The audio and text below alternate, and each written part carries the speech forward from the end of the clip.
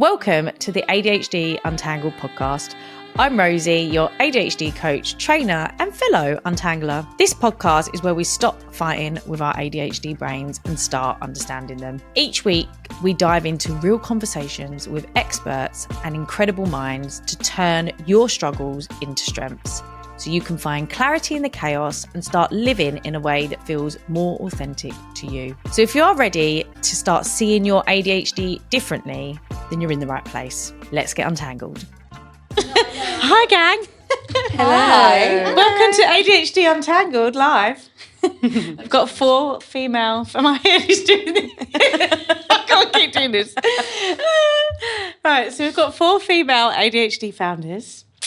And I want you all to let the guests know who you are, what you build, and why does it matter to you. And let's start to the left. So I'm Jess. Hi, Jess. I build lots of things. I have two companies, actually. I have an events agency. So we do all sorts of brand experiences. And I also have a certified organic beauty and wellbeing brand. We create ritual tools, and I also do immersive retreats for women. And I help women to get out of their heads and come back into their body. Very nice. Hi, I'm Katie France. I'm a bag lady and I like spreading joy with my bags. That's about it. Show us your bag. This Love is bombs. My bag. Yeah, this is my bag. They're happy bags. So, yeah, there you go. Beautiful. That's me. Hi, who am I talking to? Hi,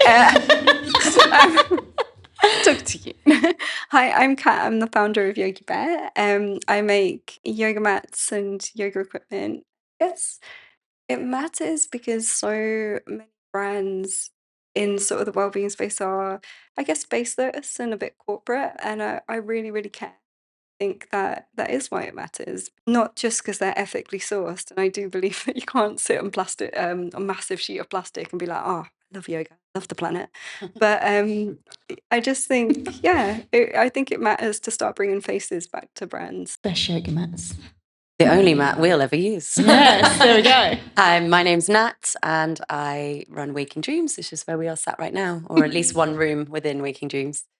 Waking Dreams is a fitness and movement space, but it's kind of become a little bit more than that. It's a community and that's wonderful. And the movement community is really strong. We have saunas and cold plunge as well. So there's a little bit that kind of contrast therapy element. But on a personal level, I run one-to-ones with people who regulate, co-regulate, and kind of have tools to navigate. So less about how I can make you more productive and more about how I can make you enjoy the rough with the smooth. Less productive. Yeah. Yeah, well, let's make you less productive. I got a real mic drop moment that I might share later. Yeah. Well, you're all amazing women doing amazing things, but you all have ADHD and you run businesses. So how many of you have thought about shutting the business down this month? This week, probably twice. Yeah, today, 4 times. But I always say that I think, having a business, especially as a woman with ADHD, there is no quicker way to figure out how ADHD shows up for you as a struggle and a strength. So I think it would be good to sort of get an understanding of what would you say one of the biggest struggles have been in terms of your ADHD when running your business? Start this side, because I'm just looking here. That hands the mic straight to me. It's like, all right, Struggle City, come on down. And let's say who we are as well, because if people... Oh, yes, I'm Kat, the struggler. The struggler. The first struggler. Wrestling not name. the last. I'm just self-sacrificing myself here. Basically, people-pleasing, which is a very much common trait of ADHD, has got me in so much trouble. Like, I could literally, trace every single, pickle that I've ever found myself in and be like, oh, I am the common denominator. And it's like, oh, it's that people-pleasing moment, bang, right there. And I think there's a difference between a likable and lovable and caring brand and just desperately wanting to be liked. And I think I'm starting to figure that out. I think a lot of it stems from can feel not good enough. Especially, I feel like nowadays it's all gone really, really bonkers. Starting brands left, right, and centre. A couple of clicks with AI, you can logo, brand, website, bam, bam, bam. And now I sound like a Shopify advert, but it's so true. But I think things that make your brand or business special is the person underneath it all. And I think sometimes with the ADHD traits, we overthink, we pull ourselves in pieces, we forget, and we think about what we're not good at rather than the special kind of sexy magic that we do have. Like, there are so many things and the ways that our brain works that we are capable of that most people aren't, except we never look at those. We always look at the lack rather than what we do have. So yeah, people pleasing. A lot of trouble. No one gets pleased. No one is ever pleased with the people pleasing. Like, they just aren't. What has people pleasing cost you the most, do you think? Okay. you can't just pass this one on, I'm sorry. So, might need a lawyer for this. No. Not even TBC. Yeah. I guess the cliff notes are I very nearly lost my business because I had someone involved in the business who maybe everything wasn't as it seemed. And that's probably the most I can say about getting in a lot of trouble. But like, I think that's the thing is like sometimes when you're a people pleaser, your body knows, but your mouth, sometimes I wish you could just like lasso words back in. I think the beauty now is I'm trying to learn, like have some little phrases I'm trying to do to buffer. So I've got a couple of phrases and they're really hard to say, which is like that, oh, let me check my diary, let me check. And then I can take a beat and be like, okay, what's really going on here? Is this good? Is this bad? Like, you're allowed to take a minute. Like, you don't have to say yes in the moment. And sometimes it's like, yeah, also just follow. Another good tip for ADHD people to maybe not get in massive amounts of trouble is write things down. Make sure there's a paper trail and things are in writing. It helps not just from like maybe I can't remember if I did that, but it also helps protect you if things do get a bit scary, having like paper, contracts, emails, like things that you can Being follow legal. back.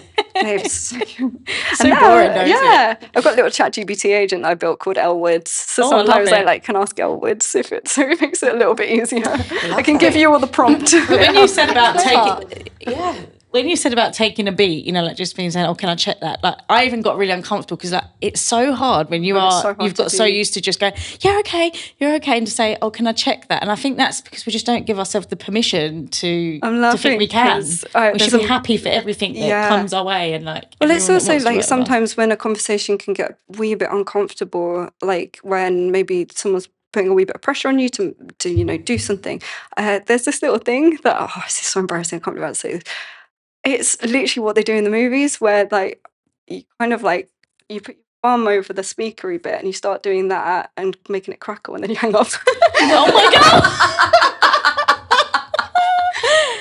There we go. That's a great tangible tip. I have done that to nobody here, and I have done that to nobody that will listen. I better cut that out so we can start using it. It does work. It gives you just a little minute to reset. Like, I love that. Yeah. So there you are. Now you know my secret. Yeah. So Natt, you've got to beat that now. Oh, remind me the question. What's the biggest ADHD struggle you've faced being a business owner? Probably having a co-director who's also got ADHD. This is interesting. Because I think we were drawn to one another and work really well together because we give each other such allowances where we need them, and we can't really get cross with the other for doing something that we would also do. But I do think there are moments where I kind of look at the world we've built, and there's that whole like birds of a feather flock together. I truly believe that the future of the workplace is like a bit of everything. And so I do sometimes look at Damien, my co-director at Waking Dreams, and just think, I wish there was at least one neurotypical in the room just to kind of balance us. And I think there's that. And I think there's also, the ways that bleeds into what we do is at the beginning, we were kind of like, should we get a financial advisor? And we were both like, nah. And like the thing that we wanted the most is like, we really should have got a financial advisor. And just other things of like having that glass half full mentality and it'll be all right on the night has got us a really long way.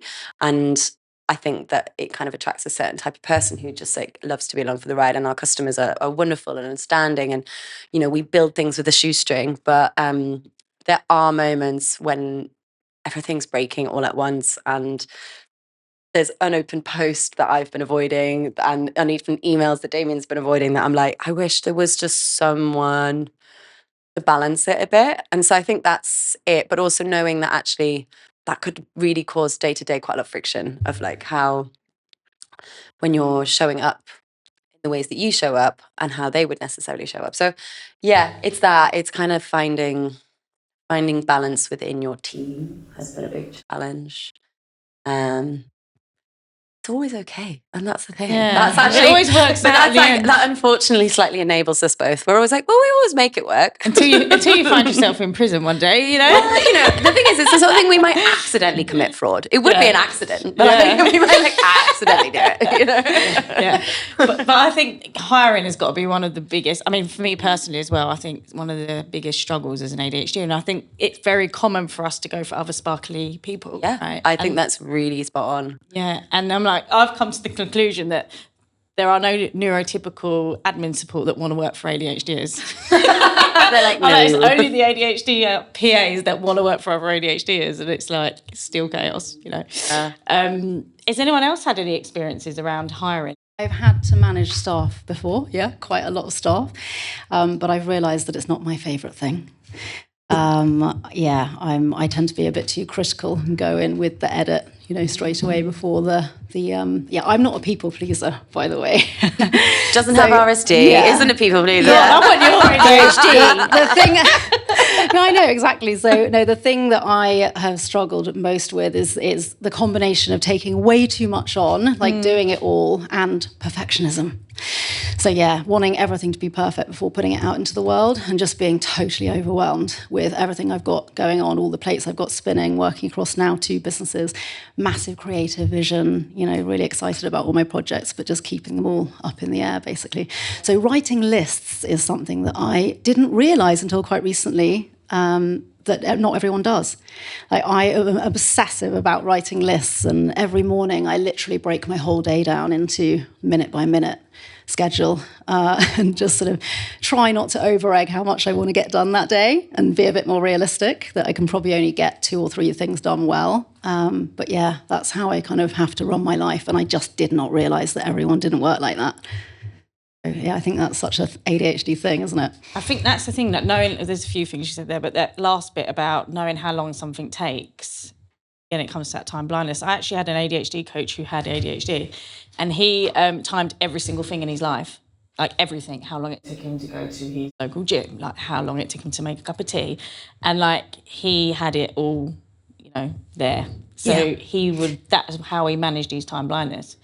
We tend to massively underestimate, don't we? Yeah, definitely. And he said when he moved, you had to do it all again, like another audit, how long everything took.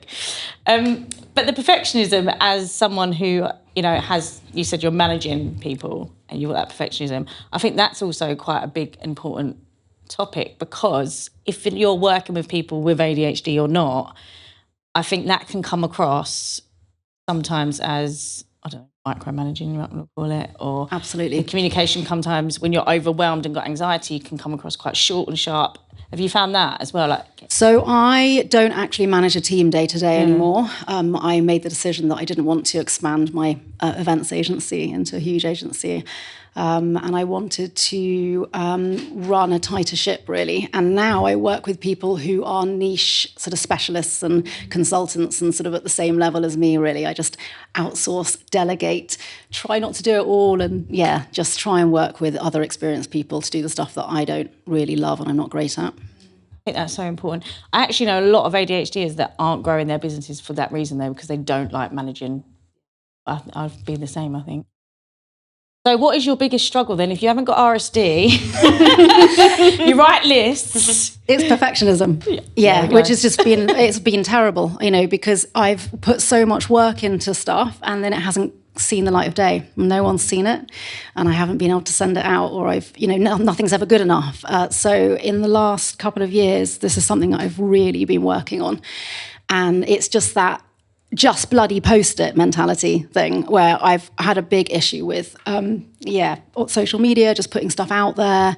And I've actually started my own podcast. I interviewed Natt last week, my second one. What's it called? I don't know what I'm doing. It's called... Is that what it's called? Do you know what? It should be. It's called Wild Rhythms and Sacred Rituals. And my husband's like, far too long. You need to come up with a much snappier name. But yeah, I'm really enjoying actually now just saying, do you know what? Fuck it. Just do it. Just do it. Just put yourself out there. Just do it. It's never going to be perfect. Just see how it goes. Just learn on the job. Just go for it. There's a lot of people with ADHD with perfectionism and holding back. What allowed you to get to this stage now and do that? I'm quite old now, so I'm quite experienced. You know what I mean? I've been running a business for 20 years. My events agency, I've been running the brand for a couple of years, and I just want to live my life. I want to get on with it. I want to try different things and not hold back now, really. So, and also just knowing that I don't judge other people. I see the work people put out into the world, and I just think, bloody well done. Like do you know what I mean? Just really well done for just doing it and getting it out there. It doesn't even matter if it's shit or whatever. I really respect just people trying and just being out there doing it. And I'm just trying to take that for myself now and just go for it. No one cares. They're not judging you. They might not be saying bloody well done, but I don't think they're saying that was terrible. Exactly.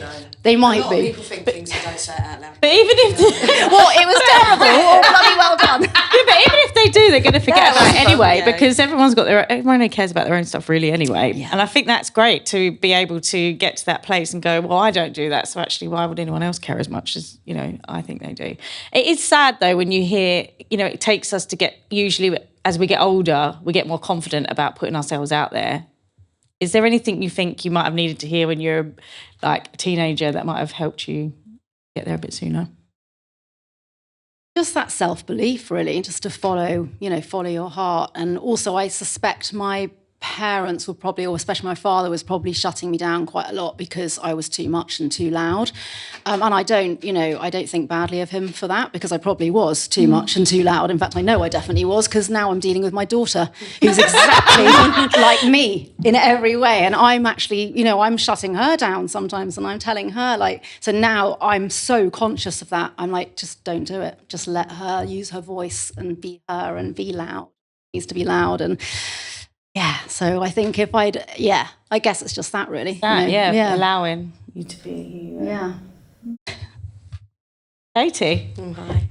what's your biggest struggle running your business with ADHD? I mean, you're absolutely going to laugh if I tell you, because it's ridiculous. Please tell me. Posting out the right bags to the right people.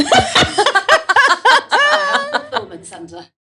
Honestly, that is the thing that causes me the most amount of admin. Sometimes it's fine if I'm not tired, but if I'm tired, I've sent the wrong one twice to one lady, and she sent me a message back saying, can you just please send me the right bag? And I was like, for fuck's sake, what the fuck is going on?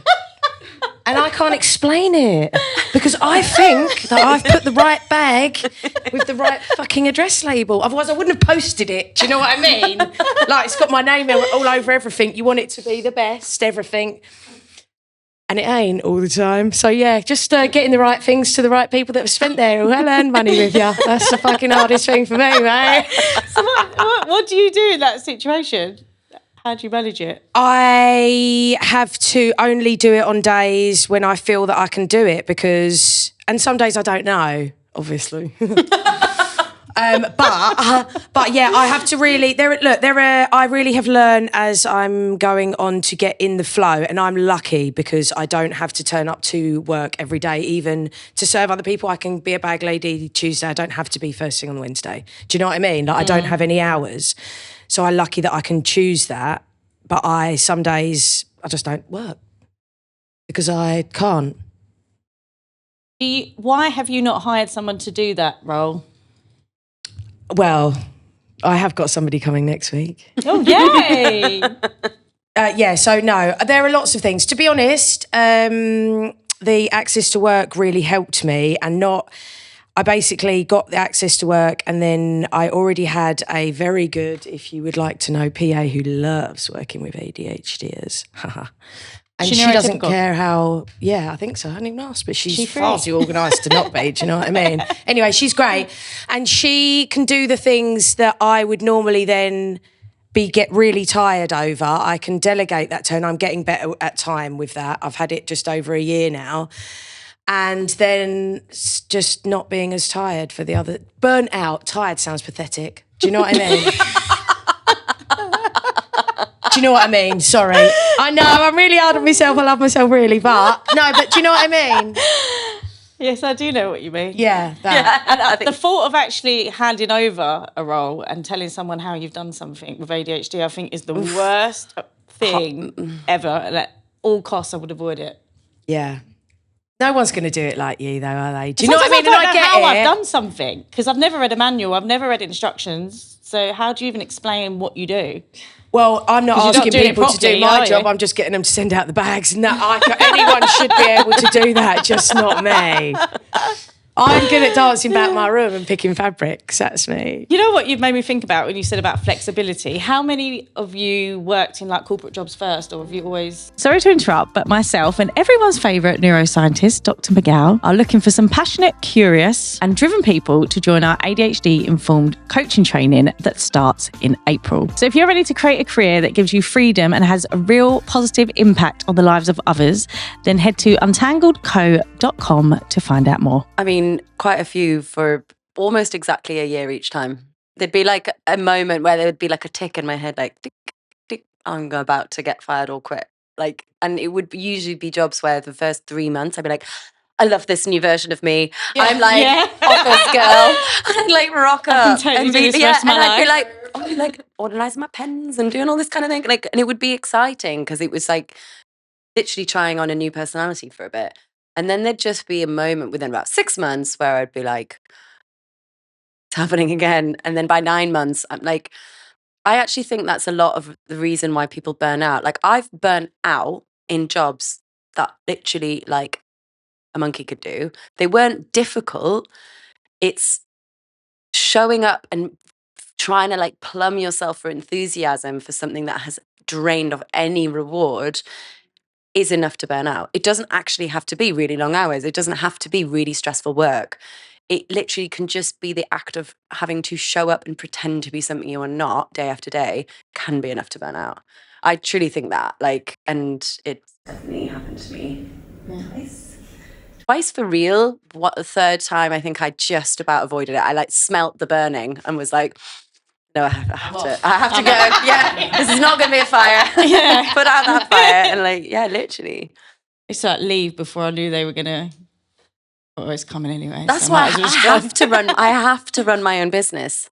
Yeah. I can't. Yeah, like I cannot work for someone. This is why we don't ever actually shut it down on the days we want to, because the other option is not an option. Working for no, I couldn't do it now. Now that I've tasted like multiple years of this, not to say it's easy, it's really fucking hard, but like I couldn't go. But the highs are so high. The highs are so high. It's so high. But the thing is as well, it's like, if you know the science behind it, it is, we have to move from interest. There is not reason behind what we do. So that you're masking as well when you're doing that all day. That's it. Tiring. Masking day after day is the quickest way to burn out, in my opinion. Yeah. More so even than stress. Because if you were stressed about something you love, you can do it for years. It's also like someone told me the other day that, like, I think with ADHD, you're used to being in a heightened state all the time. Like, whether that's like, you know, seeking dopamine or like just doing crazy, unroutine things. So when something is monotonous and mundane, oh my God, it feels so unsafe. Yeah. Because like we've become really, really like safe in the anxiety basically feels like safety because we're so used to it. And then when anything feels a little bit, oh, this is routine and I don't like it. And it's just like, yeah, I think there's something in that as well. It's what we've become used to, not just what our brains enjoy. And I suppose the flip side of that is, go on. The Rolling Stones, someone from the Rolling Stones said that. It's not about getting through the exciting bits, it's about being happy and getting through the mundane. Yeah. A lot. That's a great quote. I don't know who it was, but it was someone famous. Someone from the Rolling Stones, you just said. It was, yeah.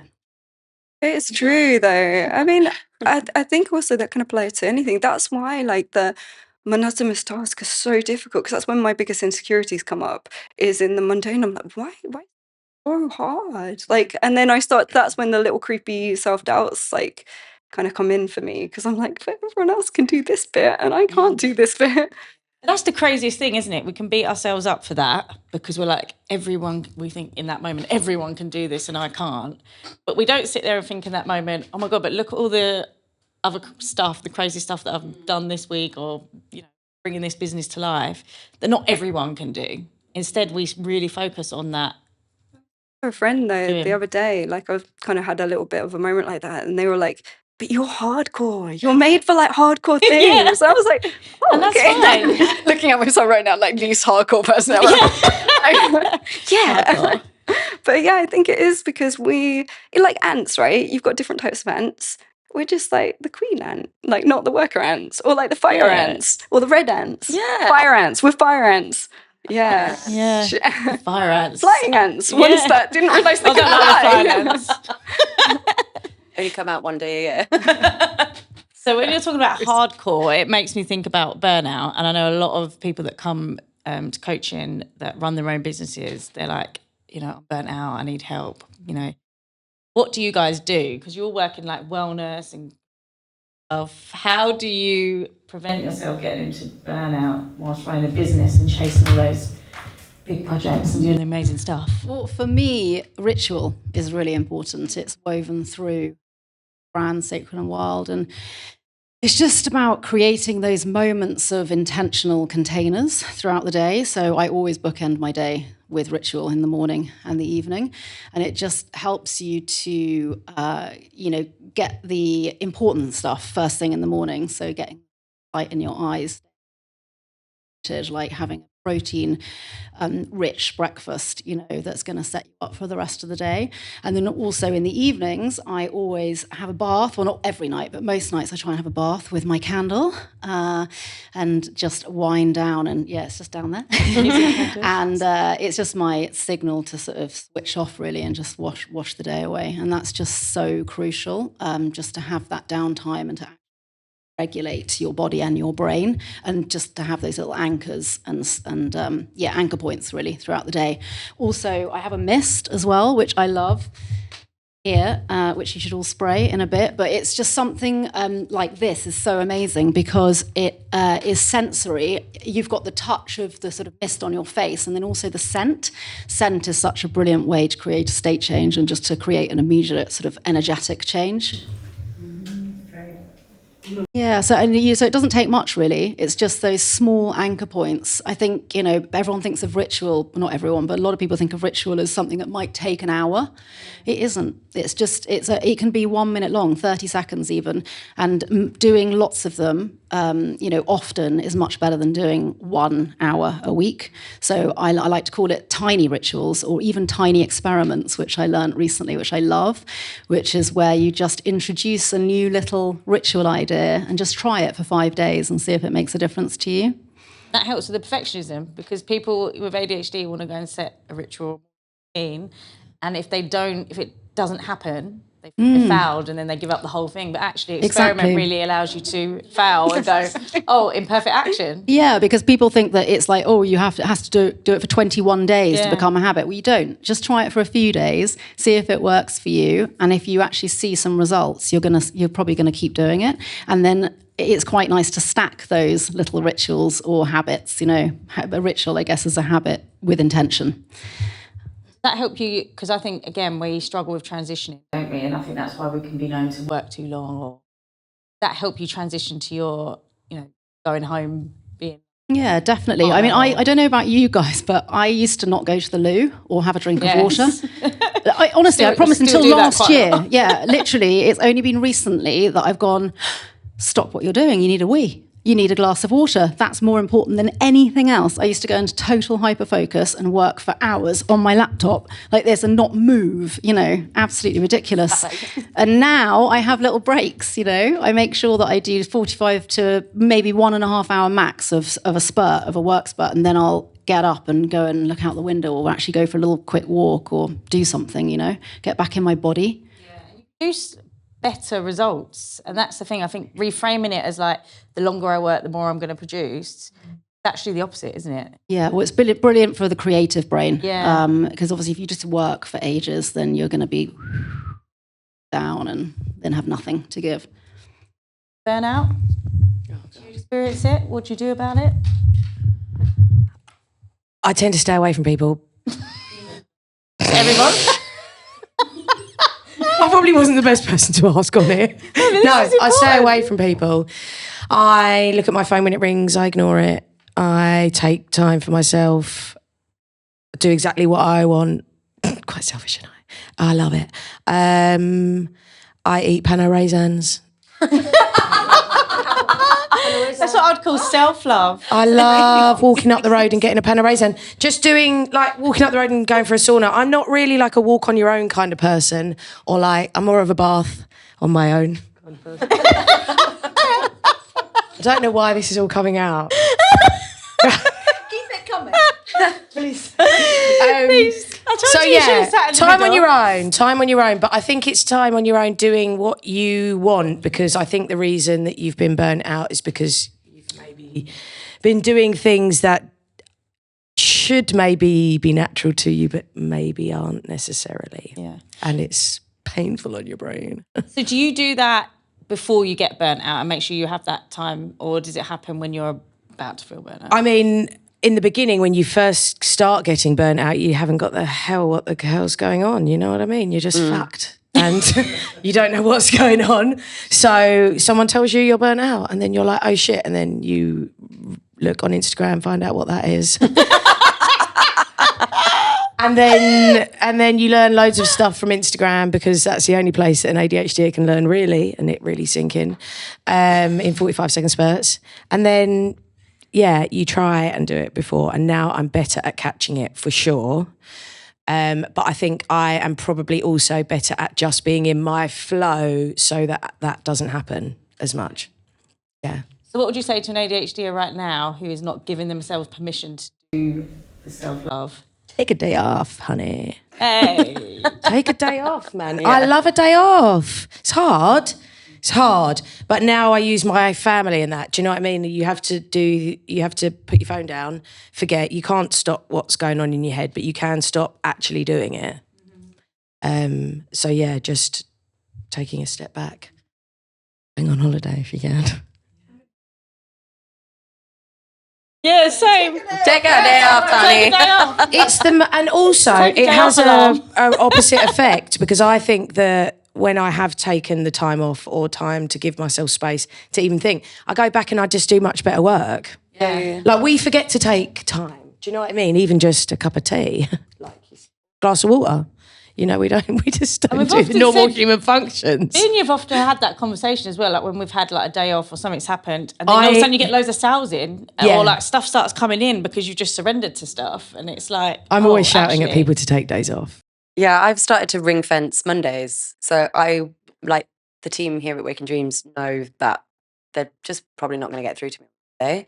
And I've got like friends now even that I'll just like, oh, don't ask Natt to do anything on a Monday. Like Monday is my like, sometimes I'll work, but I'll do it like from the boffice, which is the bed office. You're just sort of sat on your bed having like nice food, nice coffee, and just won't make any plans, intentionally won't make any plans. Might go to a couple of classes, but I kind of, with Waking Dreams, it's almost like I have to go in disguise. So I wear like a big hat and just like scurry in, do a class and run away. Because if I don't, it's like, oh, Natt, can you just tell me? Oh, Natt. Oh. So trying to keep myself away from somewhere where I can be asked questions. Because obviously you have children, Jess. The only thing I can compare to is like the constant questions that when you're in a space, and like often actually it is me who knows the answer to them. And I haven't really necessarily told everyone how to do everything, because how do you? Because there is no manual and blah, blah, blah. Yeah. So like it's a risk to show into a space, because it is a bit like, imagine having small children, isn't it? And next thing you know, you're there and you're working. Yeah, again. and then it's like, even if you were just going for a class, you're like, whoop. So yeah, really kind of same. Avoid people. I feel like there's a bit of a trend with Monday at the moment. A lot of people having no meeting Mondays. I don't have meetings. Yeah. I mean, the weekend is a construct anyway. Who decided it should only be 2 days? It's criminal. It's true. And then most of the time you end up having to work on a weekend when you run your own. Yeah. Weirdly, I would rather we do like an evening of admin on a Sunday and take a whole Monday off. It's almost like I do my future self a favour. I love working when on no one Saturdays else is 'cause no going to one's email bothering you. And Also, we just need to work at the things, the best time for us, to work on that specific thing. We need to be flexible with our time. As women, we know that we're not like men. We don't revolve in 24-hour cycles. We're on monthly cycles. And that means that our energy ebbs and flows all through the months. And sometimes, it might be better for us to take a few days off and not try and do that really tricky spreadsheet or financial plan on those certain days, Just being really conscious of that. Goes back to that trying to find presence again, isn't it? Right, I'm going to talk about the thing that we don't like to talk about. We'd rather talk about sex than money. But money is not funny in an ADHD's world. And especially when you run a business. So has anyone got any experiences with money and their business and advice they would give anyone who's starting out as an ADHD? definitely get a financial advisor. There we go. What's the financial advisor? That's all I can say. I think sometimes, like, ADHD, you're blessed with an A, but you usually get a D as well. And sometimes the D is dyspraxia, sometimes the D is dyslexia, and sometimes dyslexia can be with numbers. I can barely even, I still feel a bit sick, writing down a phone number because I'm a student nervous. But yeah, I think, it's a really tricky one when you run your own business, because you can sometimes try and avoid the things that you're not great at, but you don't have to be good at everything. But I think actually having a little understanding of money is so important, because we're money can sometimes link so much self-worth, self-value, self-esteem. And I think that if you don't, it's tricky, because a lot of ADHD folk, we do stuff for the love. We're way more interested in the of the things that set our heart on fire. In fact, bizarrely, I don't know if it's a good name to mention, but Elon Musk actually tweeted the other day, it was the person that said you can have all the money in the world and it doesn't buy happiness was actually right. And that really, really struck me. So I think there's different threads here to money. Yes, not motivated by money, not important to understand what money is. The rest of the world will operate in those terms. And so you can have a tendency to severely undervalue yourself, but also trusting people with your finances. You as long as you can, it's like when you go on holiday, it's nice to be able to say please and thank you and hello and we're la piscine. It's important, the important things. But it's it's important to be able to understand the basics, because unfortunately, if you do run a business, you might encounter people that don't have the same motivations as you, and you can come really close to losing the thing that you've poured your heart and soul into if you understand the basics. Sadly, a lot of people in the world are heavily motivated by money, and they can be a wee bit manipulative. Yeah. There are some really, really great courses out there that I can't remember the name of, but I will send Rosie for maybe footnotes, which explain the basics in really ADHD language. For me, it was understanding that if I make certain decisions, I can't make certain creative magic happen. And I think when I started to understand my finances on a place that was really personal to me, it's well, if you do this, that means that that thing that your heart is so set on won't happen. Or so it's kind of useful in that way. But it's also sometimes also not being steadfast on that. After I've said all that, I think sometimes people can go into things so being got to get this deal over the line, or like, because it's the signifier, money's their signifier of self-worth. And they can miss the moment. Sometimes, going to a meeting is just about connecting with a person, and that, maybe doing a favor, maybe doing a freebie with no intention. But I find that can always boomerang back around. So I think to understand money, but not to grasp money, I think that's because, like a paper airplane, if you grasp too tightly, it's going to fall out the sky and it's never going to do the thing that you want it to do. So yeah, it's quite a delicate little thing, but I think we need to understand the basics, not too much, and actually get support. Like you say, having an advisor, like if it's not your strong suit, absolutely more than okay, fine. Why, as a founder, do we think we have to be cracking at everything? Like, we just don't. It's all right. Like, I think we've told ourselves as ADHD people in our lives, sorry, I'm absolutely hogging the mic, but like, I just think that we think we need to be great at everything because we've spent so long not feeling enough at anything.